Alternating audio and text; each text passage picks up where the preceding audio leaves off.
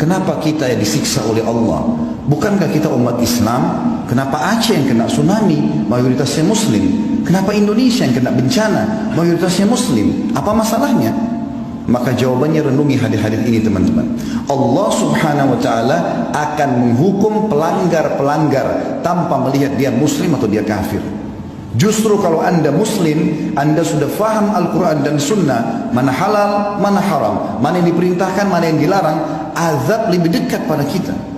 Dengarkan hadis Nabi SAW, bagaimana Nabi menyampaikan kalau memang dari umat ini akan terjadi penyiksaan justru karena pelanggaran mereka. Hadis yang pertama teman-teman sekalian, kata baginda Nabi SAW, tamsahu ta'ifatum min ummati, nanti akan datang umatku dikutuk oleh Allah. Kiradatan wa ta'ifatan khanazir, dikutuk, diubah wujudnya menjadi monyet ataupun jadi kerang. Wa yukhsafu bi ta'ifah, ada juga di antara umatku, bukan orang kafir, umatku akan ditenggelamkan ke dalam bumi. Wa yursal ala ta'ifatin ar-rihul akim, dan ada di antara mereka yang dihantam dengan badai-badai yang besar. Kenapa sebabnya? Kenapa umat Islam? Lalu kata Nabi SAW, bi'annahum syaribul khamr. Permasalahan pertama mereka adalah mereka rame-rame mengkonsumsi khamr. Khamr teman-teman bukan cuma minuman beralkohol. Semua yang bisa memindahkan akal manusia dari normalnya namanya khamr. Makanya ulama fikih memberikan definisi khamr adalah kullu ma yukhammirul akal, semua yang membuat akal keluar dari jalur normalnya. Makanya narkotika pun masuk dalam khamr. Sekarang jadi peredaran, jadi tempat-tempat yang luar biasa, tempat orang mengkonsumsi, bisa mendapatkannya, bisa menjualnya, bisa segala macam hal. Tersebar khamr, penyebab pertama. Yang kedua, walabisul harir, dan para kaum laki-laki mereka berlumba-lumba menggunakan sutra. Teman-teman sekalian, mohon maaf saya menyampaikan ini. Sutra ini dianggap sebagai pakaian orang kaya, dan kalau sudah kaya seperti tidak pantas kalau tidak pakai sutra. Dengarkan baik-baik saudaraku muslim. Nabi SAW pernah mengangkat benda di tangan kanannya, tepatnya emas. Lalu beliau mengangkat sutra di tangan kirinya sambil mengatakan, inna hadzaini haramun ala dzukuri ummati. Dua benda ini haram bagi laki-laki umatku.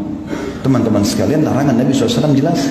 Bahkan kata Nabi SAW, man labisal harira fid dunya lam yalbashu fil akhirah. Siapa di antara kaum laki-laki umatku menggunakan sutra di dunia, dia tidak akan pakai sutra nanti di surga. Pakaian orang di surga adalah sutra. Ini ancaman yang kedua.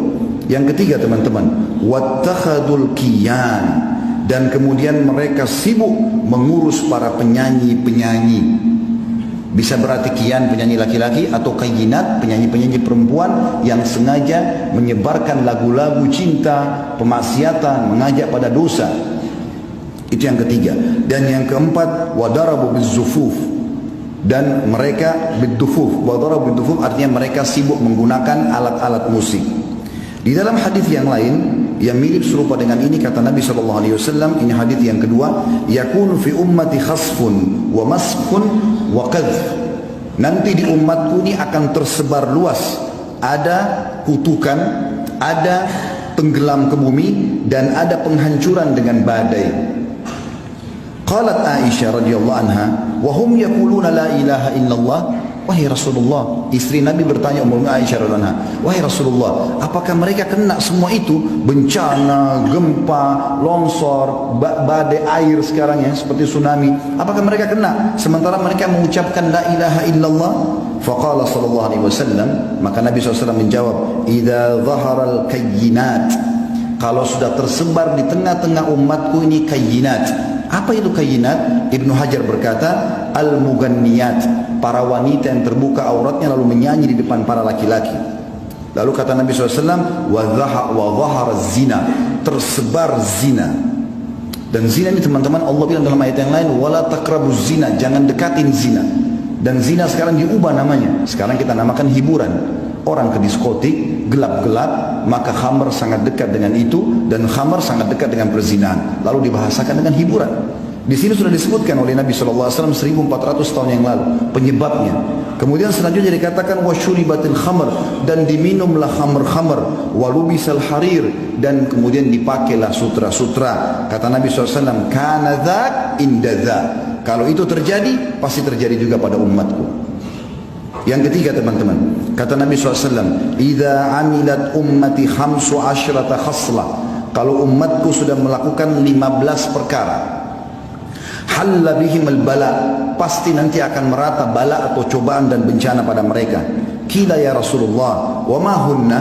Para sahabat mengatakan, ya utusan Allah, apa 15 perkara itu? Kata Nabi SAW, "Idza kana al-magnama dula." Kasus pertama itu adalah kalau pendapatan negara sudah disalahgunakan. Yang kedua, wal amanatu magnama, dan kalau amanah sudah dijadikan sebagai sumber pendapatan, sudah hilang di benak seorang muslim bagaimana dia bersiap sosial, bagaimana dia membantu saudaranya muslim dengan mengejar pahala, tapi semuanya harus ada pendapatan. Tidak ada namanya membantu dengan cara sosial. Amanah sudah dijadikan sebagai pendapatan. Selanjutnya waz zakatu magrama, zakat dijadikan sebagai sumber hutang. Jadi akhirnya zakat yang dia diberikan kepada orang-orang tertentu malah dijadikan utang oleh orang-orang kaya. Selanjutnya wa ata'ar rajulu zaujatah, dan suami-suami sudah mulai tunduk dengan para istri-istri mereka, walaupun itu haram tetap dia patuhi istrinya sementara Allah mengharamkannya. Wa aqqa ummah, sampai pada tingkat dia durhaka dengan ibunya. Wa barra sadiqahu, dan juga pada saat itu terjadilah orang-orang sangat setia dengan teman-temannya atau sahabatnya. Wa jafa abah, dan dia cuekin ayahnya. Wartafa'atil aswat fil masajid, mulailah masjid digunakan untuk mengangkat suara-suara selain ibadah kepada Allah. Wa kana zaimul qaum ardhaluhum, juga masuk dalamnya adalah kalau satu kaum sudah dipimpin oleh orang yang terbodoh di antara mereka. Wa akramur rajuli makhawata syarrah, dan muncullah orang-orang yang dihormati justru karena ketakutan saja, bukan karena kualitasnya. Jadi secara kualitas sudah hilang, ini hanya karena ketakutan masyarakat, maka terjadilah kepatuhan. Wa syuribatil khamr, dan diminumlah khamr. Wa lubisatil harir, digunakanlah sutra-sutra. Wa tukhidatil qiyan, dan para penyanyi menjadi idola dan rujukan. Wa la'ana akhir hadil umma awwalaha, lalu umat ini yang di akhir zaman sibuk melaknat dan menyala-nyalakan umat-umat yang pertama, maksudnya para sahabat Nabi. Ya, mungkin kita sudah tahu sama-sama ada sebagian kelompok yang mengaku Islam sengaja menghina-hina para sahabat Nabi ridwanullahi alaihim yang mestinya jadi rujukan. Maka kata Nabi SAW, fayartakibu inda dhalik, maka pada saat itu mereka akan ditimpa rihan hamra, akan datang pada mereka badai yang membawa kemerahan. Sebagian ulama mengatakan badai pasirnya merah, atau mungkin badai yang mendatangkan kebakaran. Wa khasfan, dan mereka dikutuk. Wa khasfan, itu ditenggelamkan di bumi. Wa maskhan, diubah atau dikutuk. Wa ma asabakum min musibatin fabima kasabat aydikum wa ya'fu an kathir. وما أنتم بمعجزين في الأرض وما لكم من دون الله من ولي ولا نصير.